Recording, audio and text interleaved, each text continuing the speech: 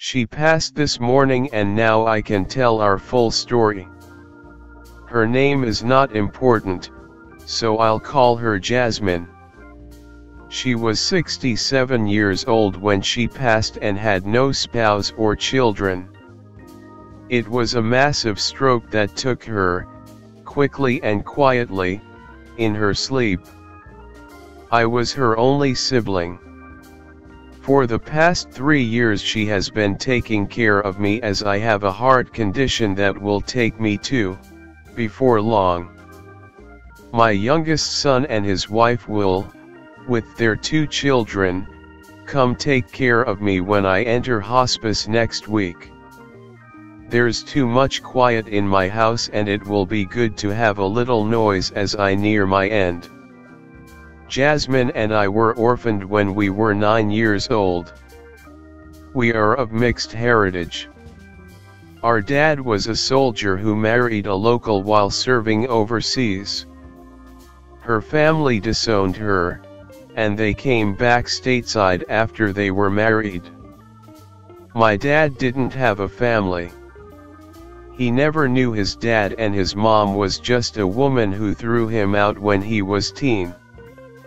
He never saw her after that. The army was good for my dad. They taught him and trained him to be a helicopter pilot. Jasmine and I were born at Ft. Rucker, Alabama. We were fraternal twins. When we were 6 years old, my dad got a job offer to be a cargo pilot for a major multinational company. Some might think he had been a token for the company, but my dad was an excellent pilot. We moved to a lower middle class neighborhood where the racists were fewer and less vocal, but my sister and I were kids, and it was the 1970s. It was okay enough for my mom and dad. Dad worked around the state. Mom took care of the home and Jasmine and I played with other kids in the neighborhood. That was the best time in our lives. A year later Mom and Dad were killed by a drunk driver. Jasmine and I stayed with our neighbors until the funeral. We had no other family and were placed in an orphanage. We refused to be separated, and to keep the story short, the foster home system in the United States is crap. Over the next 5 years we were placed in 6 different foster homes. Each one had its own unique way of being abusive. 4 were fostering kids just for the money and did little or nothing to foster parent us. 1 treated Jasmine like a slave and me like a mule. We ran away from that home and were taken back once by the police. The second time we ran away they didn't want us back and we went back to the orphanage. The other one was too disgusting to describe in words. We were lifers in the orphanage and that was okay with us. We were fed, we had a roof, and we were able to go to school. We knew of other kids who weren't as lucky, if you could call it that. Jasmine and I were both decent students. Jasmine was more creative with words while I did better with numbers and technical drawing. We were each other's closest friends. Our lives changed more in our 15th year of life than at any other time, and if anyone noticed, they didn't say anything. I stayed late at school one afternoon and Jasmine went back to the orphanage by herself. We'd done it for the last 3 years and there was nothing different about one of us walking back by ourselves.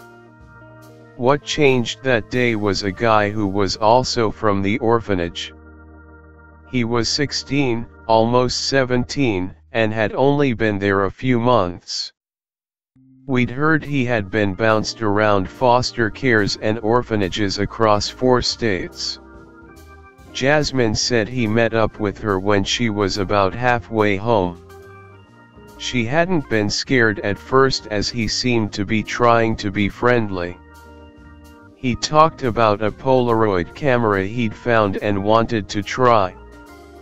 As they were walking along the trail that bordered a state-owned forest, he pulled out a knife.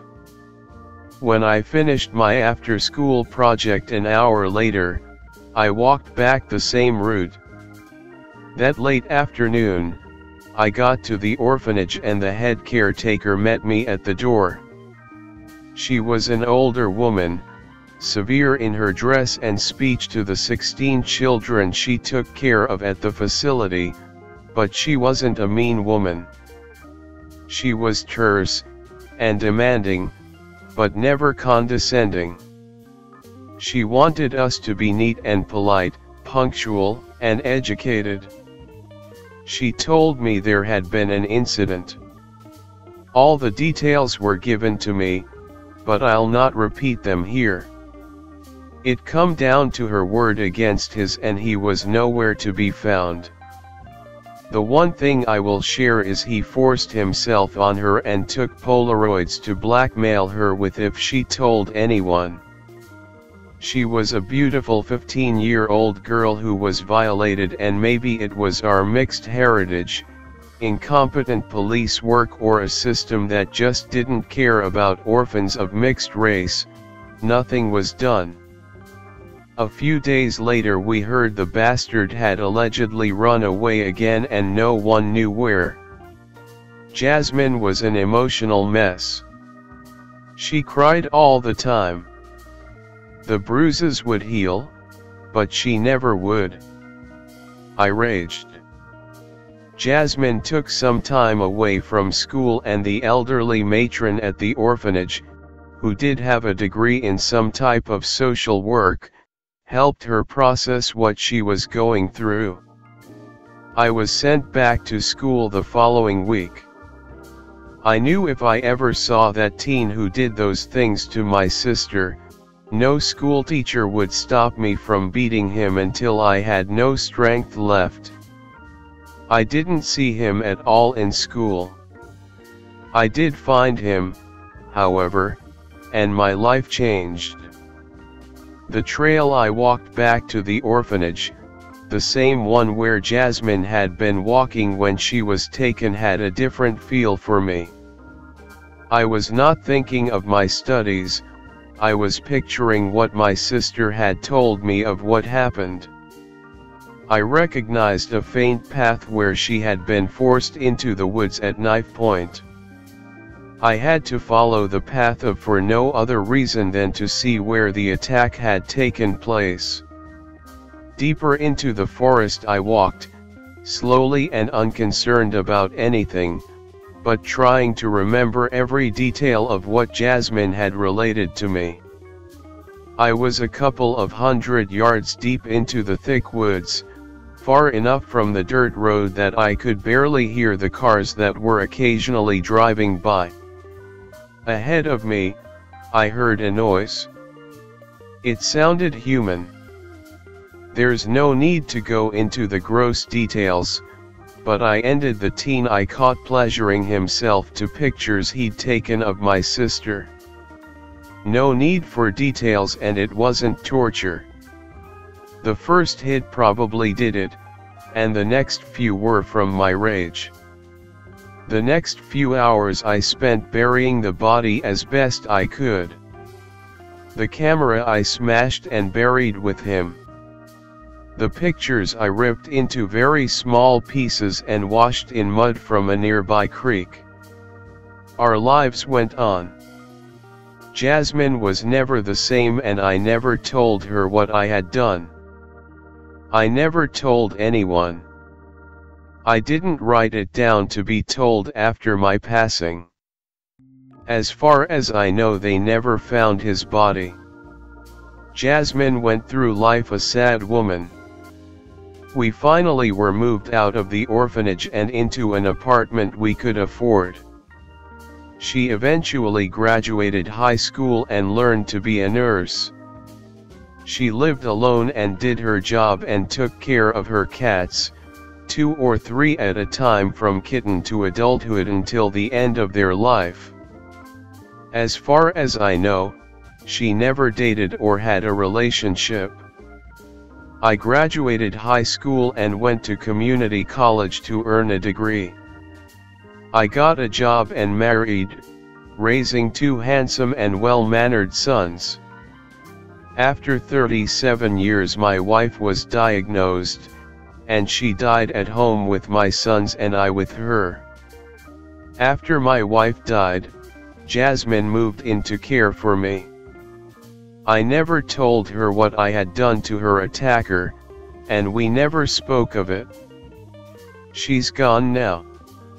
Every day I wish we could have had a better life.